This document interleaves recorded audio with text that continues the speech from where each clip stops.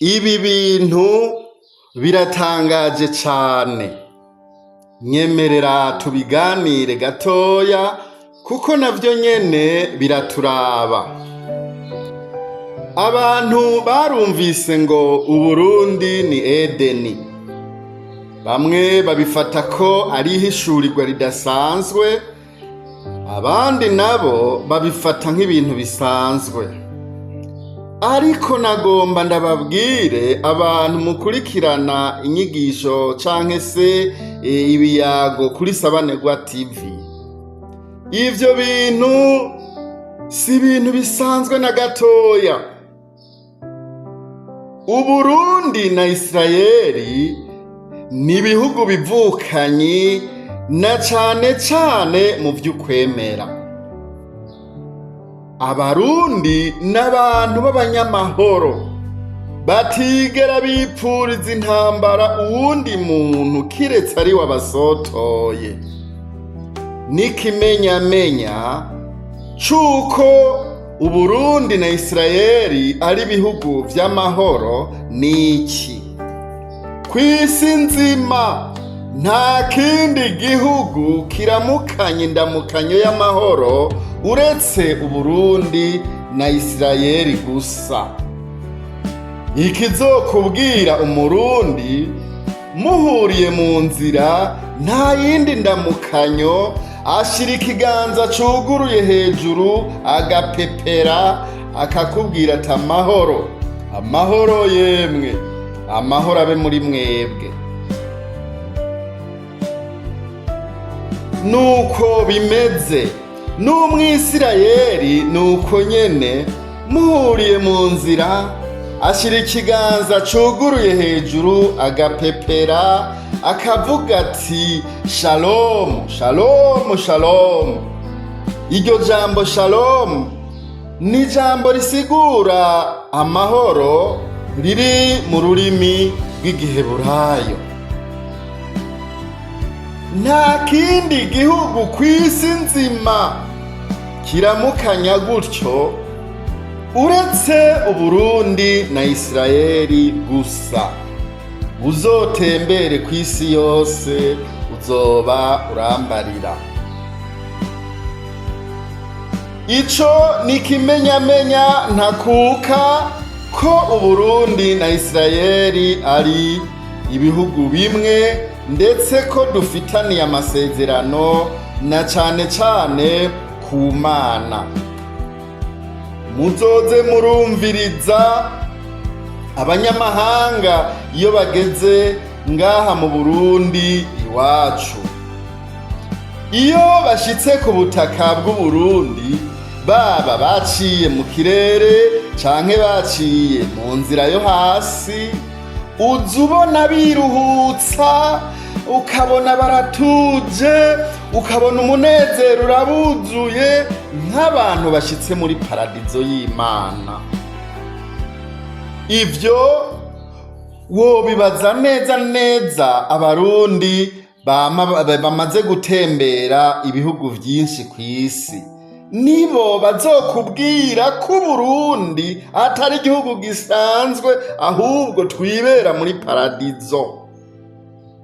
Akayaga keza, ivyo kurya vyiza kandi bizimbutse, amazi meza aho ugeze hose, imisozi n'ibiyaya, ibiti n'ivyatsi bitotahaye, abantu beza b'abanyamahoro kandi bakunda gusenga. Ikindi kimenyetso twobabwira nuko kw'isi nzima ata kindi gihugu gifise idarapo rifise inyenyeri y'amasonga atandatu kiretse Uburundi gusa na ISRAEL. Inyenyeri z'ibi bihugu vyompi uko ari bibiri, Uburundi na ISRAEL, bifise amasonga atandatu. Ni mu gihe ibindi bihugu inyenyeri ziri ku madarapo yabo zifise amasonga atanu gusa. Ivyo navyo bifise ico bisigura, birumvikana. gatandatu ni igitigiri c'umuntu. Kandi Yesu niwe nyenyeri yo mu gaturuturu, yaje kuducungura umuntu, yaje gucungura umuntu. Nico gituma gatandatu hari igitigiri c'umuntu. Mbega ni kuki inyenyeri ziranga ibindi bihugu batazishizeko ni kuki bazishizeko amasonga 5? Umve ndababwire ico Bibiliya ivuga. Igitigiri 7 ni igitigiri c'Imana, igitigiri 6 ni igitigiri c'umuntu. Mbega none igitigiri 5 coco mwibaza ko ari cande? Niwihe inyishu, bishobotse yandike no muri commentaire. Dusubiriye haruguru gatoya, indamukanyo y'amahoro ni Yesu yayizanye.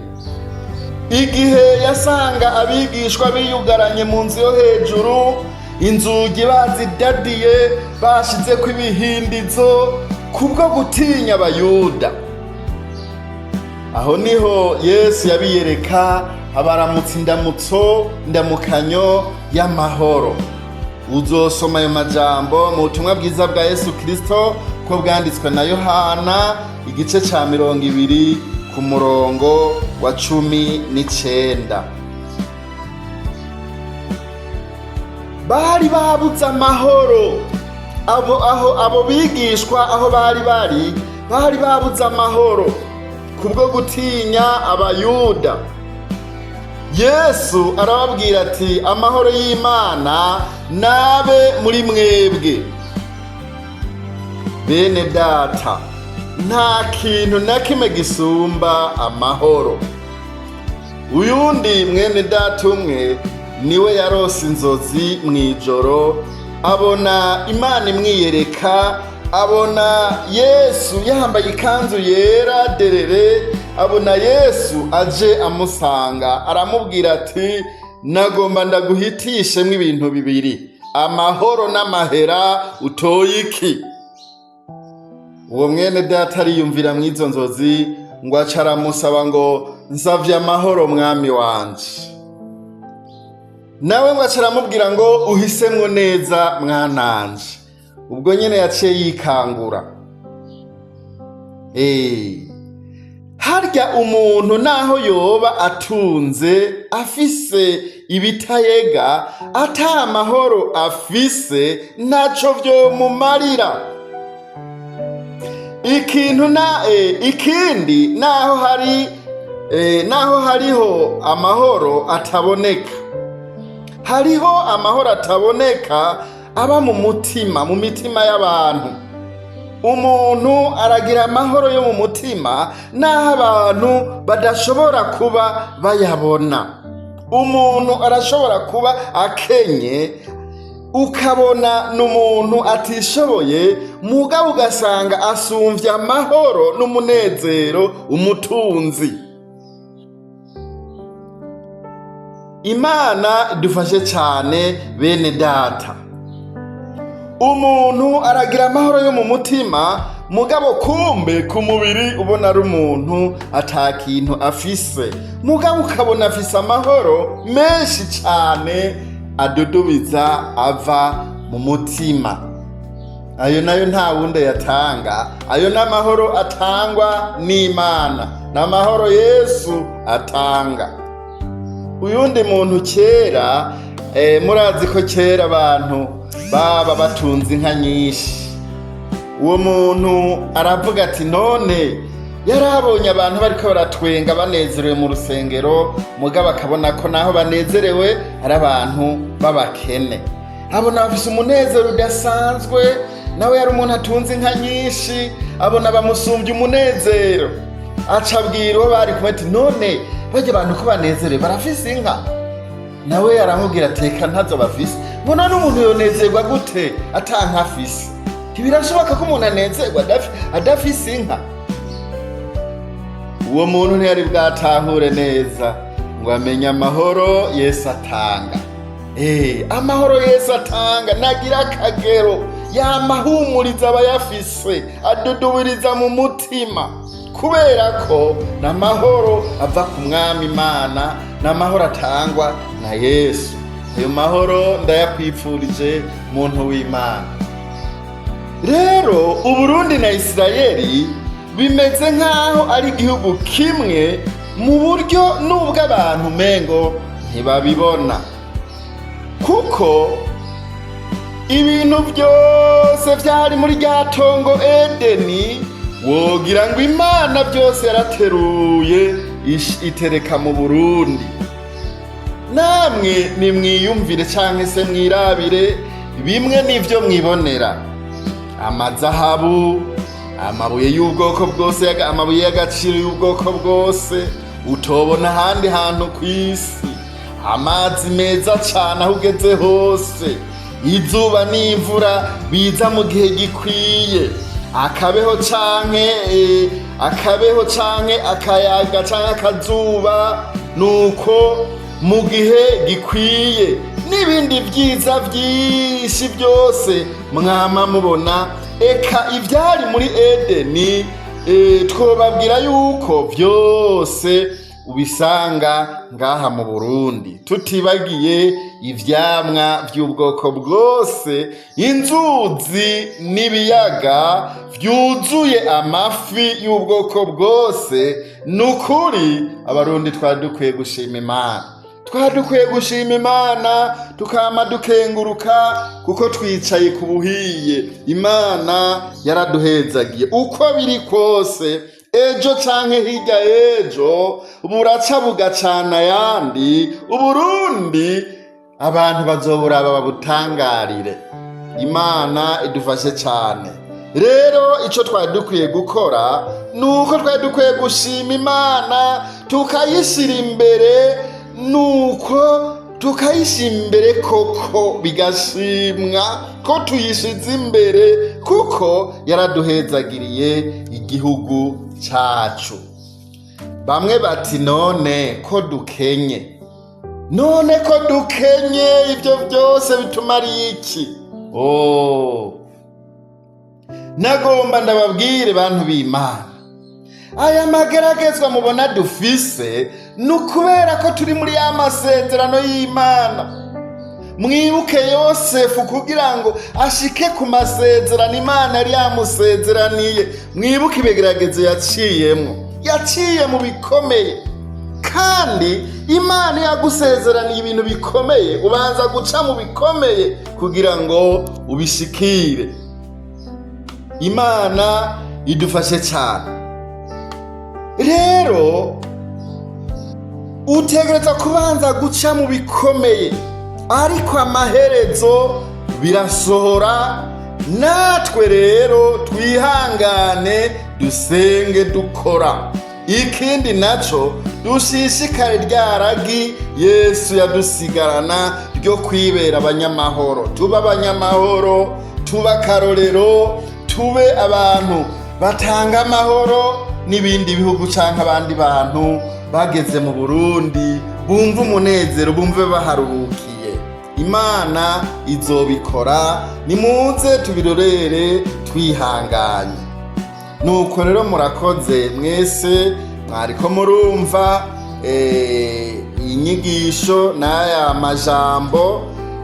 Imana ibahezagire, mushishikare kuguma mudukurikirana kuri uru rubuga rwa Sabanerwa TV. Muzoza murahumvira byinshi na cane cane byubaka imitima. Abataragira subscribe mugire subscribe. Ngaho munsi ya video urahabona ijambo ryanditse ngo sabone, riri mwibara ryirabura, urifyondeko. Niwarifyondako haca haza agakengeri, akantu kameze bita ngo akazogera canke agakengeri, nako nyene ucugafyondako. Ugafyonzeko uzocubona havivuwe ahantu bita toute notification. Nukuvuga ivyo tuzohora dushirako vyose bizoca bigushikira atangorane n'imwe. Nuko niwaheza gukora iyo sabone rero uce ufyonda no kugo rukumu ruraba hejuru aho bita jeme canke like bivana n'ururimi ukoresha. Uheje gufyonda like kugo rukumu rufyondeko uce wongera ufyonde no kugire partage kugira ngo video yisangize n'abandi bantu bishobotse ubutumwa bushikira abantu benshi bashoboka. Nuko ikindi twabasaba muze murandika commentaire mugira ico mubivuze ko kiganiro twabahaye kuko hano nukwigishanya nta muhinga arimwo. Mwebwe murafise uruhusha rwo kutubwira ico twokosora, murafise uruhusha rwo kutubwira ti murakoze mugashima canke se mukatubwira ico mubivuze ko namwe. Murakoze cyane, twovuga tuti Imana ibahezagire mwese mwakurikiranye izi nyigisho. Yesu abahezagire. Ciao ciao.